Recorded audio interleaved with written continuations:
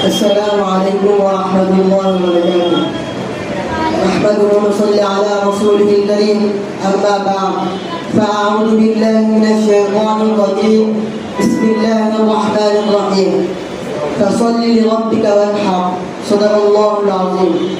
আল্লাহর Islamic institute কর্তৃক আয়োজিত কোরবানি করণীয় ও বর্জনীয় বিষয়ে এত সুন্দর আয়োজন করার জন্য আমি আন্তরিক ধন্যবাদ জানাই আমার প্রিয় প্রিন্সিপালকে।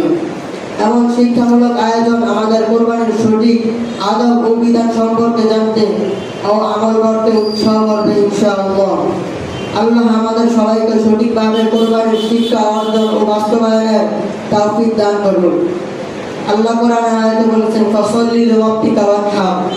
অতএব তোমার প্রভুর উদ্দেশ্যে তোমরা সালাত আদায় করো এবং কোরবানি করো। হযরত মুহাম্মদ সাল্লাল্লাহু আলাইহি সাল্লাম বলেছেন, তার সামর্থ্য থাকা সত্ত্বেও কোরবানি করে না, সেই জন্য আমাদের ঈদগাহের অন্তর্ভুক্ত না হয়। সহিহ আল বুখারী বর্ণনা। কোরবানির করণীয়: কোরবানির আগে নিয়ত শুদ্ধ করা, আল্লাহর সন্তুষ্টির জন্য কোরবানি করা, সুস্থ ও ত্রুটিমুক্ত শরীয়ত সম্মত পশু নির্বাচন করা, পশুর প্রতি দয়া ও উত্তম আচরণ করা, নির্ধারিত সময়ে কোরবানি করা, কোরবানির সময় আল্লাহর নাম উচ্চারণ করা, বিসমিল্লাহ আল্লাহু আকবার। কোরবানির গোশত আত্মীয় স্বজন প্রতিবেশী বা গরিবদের মাঝে বন্টন করে দেওয়া, পরিচ্ছন্নতা বজায় রাখা এবং বর্জ্য সঠিকভাবে অপসারণ করা। মূল শিক্ষা: আল্লাহর অনুগত্য, ত্যাগ, তাকওয়া, আল্লাহর অনুগত্য গ্রহণ করা।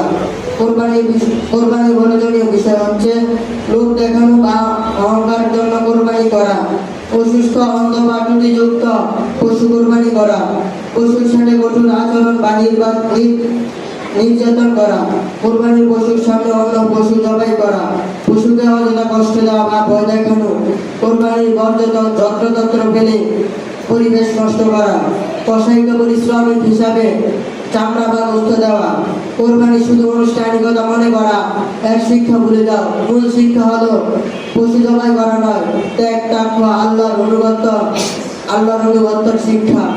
এর উপর আমল করার তৌফিক দান করো। আমিন।